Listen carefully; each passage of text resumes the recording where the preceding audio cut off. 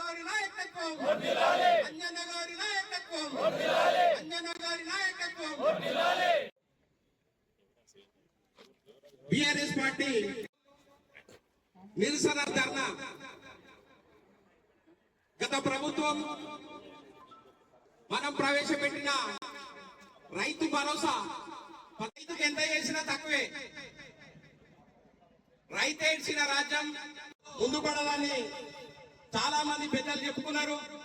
అదే విధంగా మాయమాటలు చెప్పి రైతులను మోసం చేయమైనా సరే మీరు అన్న హామీలన్నింటినీ కూడా అమలు చేయాల్సిందే.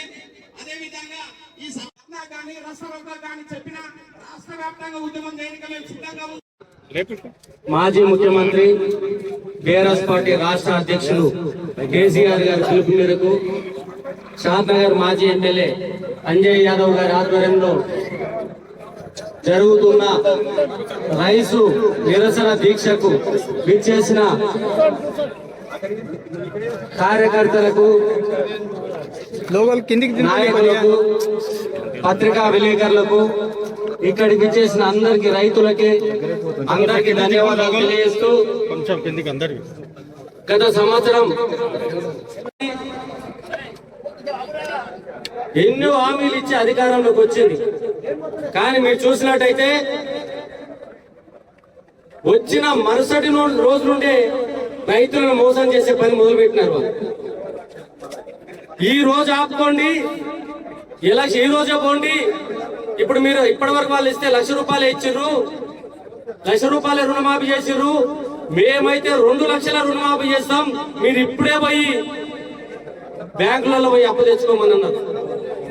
కేసీఆర్ గారు 10,000 ఇస్తున్నారు సంవత్సరానికి, మేమైతే సంవత్సరానికి ₹15,000 ఇస్తామని చెప్పి. అదే విధంగా పాలకు కేసీఆర్ గారు వచ్చిన తర్వాత తెలంగాణ రాష్ట్ర సమితి ఆధ్వర్యంలో గత 10 ఏళ్ల కింద ఉన్న పాడి రైతులకున్న ధర ఎంత, కేసీఆర్ గారు వచ్చిన తర్వాత ధర పెంచడంతో పాటు ఇన్సెంటివ్ ఇచ్చేసి పాడి రైతులను అభివృద్ధిలో తీసుకురావడం జరిగింది. అన్ని హామీలు, రైతులకు బిల్లులు లేవు. పాలకు ఈ రోజు కూడా సరైన టైంలో బిల్లులు లేవు. 2 నెలలు లేట్ గా, 3 నెలలు లేట్ గా పాల ఇన్సెంటివ్ లేదు, రైతు భరోసా లేదు, రైతు రుణమాఫీ కూడా ఈ రోజు సరిగ్గా జరగని రోజు. ఆ రోజు మీరు ఇన్ని హామీలు ఇచ్చినప్పుడు మీకు ఏది అప్పుల బాధ ఉందని మీకు తెలియదా? మరి ₹1,00,000 రుణమాఫీ ₹1,00,000 వాళ్ళకే అన్న కేసీఆర్ కాదని మీరు 2 లక్షల రుణమాఫీ అని ఏ విధంగా చెప్పారు? అంటే రాష్ట్ర ఆర్థిక పరిస్థితి మీద అవగాహన లేదా? అవగాహన లేనప్పుడు పెన్షన్స్ 4,000 ఇస్తామని కానీ, 2 లక్షల రుణమాఫీ ఇస్తామని కానీ, లేకపోతే రైతు భరోసా 15,000 ఇస్తామని చెప్పేసి ఏ ధైర్యంతో ఆ రోజు మీరు చెప్పారు? ఒక పట్టదారులకే కాకుండా కౌలు రైతులకు కూడా మీరు ఇస్తామని చెప్పారు. ఇప్పుడు కూడా మీ దగ్గర ఎలాంటి శాస్త్రీయత లేనే లేదు. పట్టదారులకు ఏమి ఇస్తారు, కౌలు రైతులకు ఎట్లా ఇస్తారు, కౌలు రైతులను ఎట్లా గుర్తిస్తారు, దేని ప్రకారం మీరు ఇస్తారు అనేది ఏది లేదు.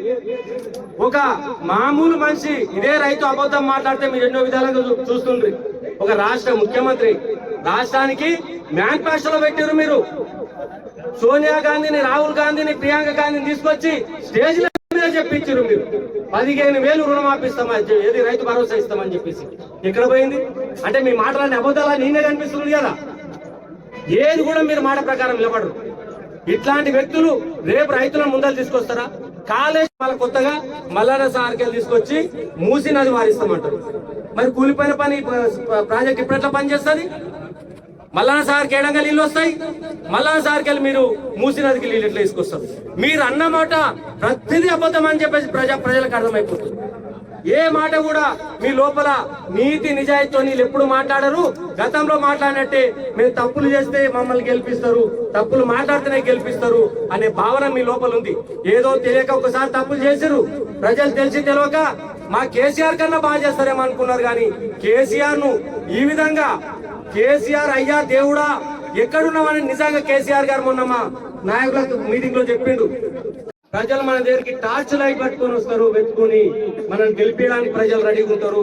ఎందుకంటే ఇప్పుడు కనిపిస్తూనే ఉంది, మీరు దేశ నాయకులను తీసుకొచ్చి స్టేజ్ల మీద తీసుకొచ్చి పెద్ద పెద్ద మాటలు చెప్పారు.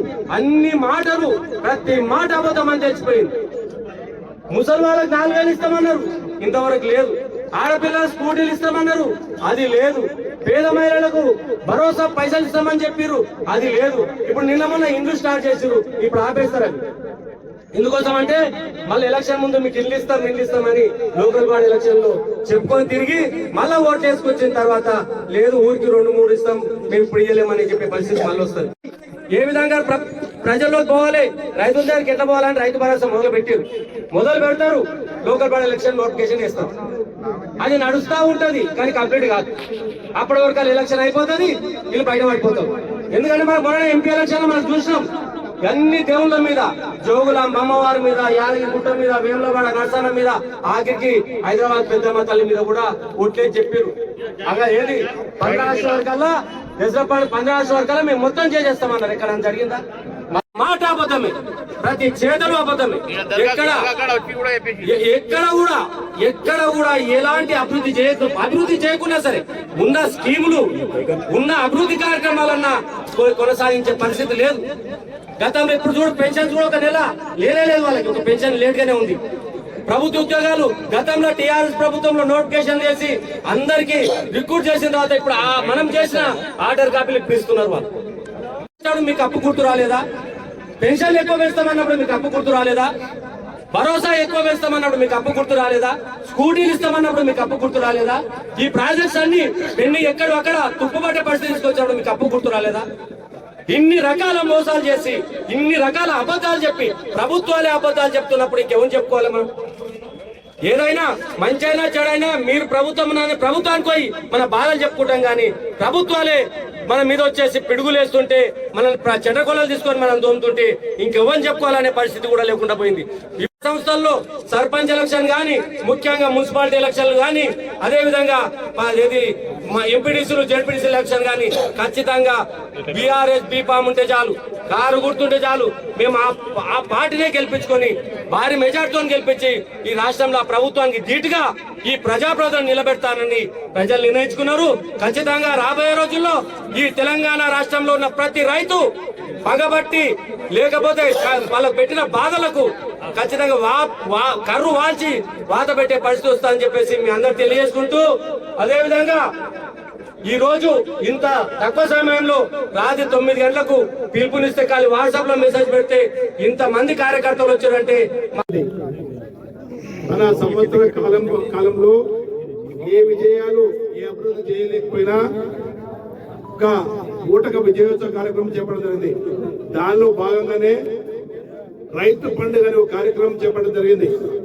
ఆ రైతు పండుగ సందర్భంలో రాష్ట్రంలో నలుమూలైనటువంటి రైతులను ప్రభుత్వ ఖర్చుతో మహబూబ్నగర్ పిలిపించి వారి సమక్షంలో రుణమాఫీ కొరకు 2,750 కోట్ల రూపాయల ఒక బొమ్మ చెక్కులు ఇచ్చి రైతులకు మోసం చేసి ఆ రోజు అనౌన్స్ చేయడం జరిగింది. దానికి ఇప్పటి వరకు ఏ రైతు ఖాతాలో కూడా ₹1 కూడా జమ కాలని చెప్పి ఈ ప్రభుత్వాన్ని డిమాండ్ చేస్తా ఉన్నా. అదే విధంగా మీరు వెంటనే 2,750 కోట్ల రూపాయలు అయితే మీరు బొమ్మ చెక్ ఇచ్చారో దాన్ని మన మంచి చెక్కుగా మార్చి ఈ రైతుల ఖాతాల్లో అందరి ఖాతాల్లో రుణమాఫీ డబ్బులు జమ చేయాలని చెప్పి ప్రభుత్వాన్ని డిమాండ్ చేస్తా ఉన్నా. రైతు బంధు అదేవిధంగా రైతులకు సంబంధించిన 15,000 ఇస్తామన్న రేవంత్ రెడ్డి గారి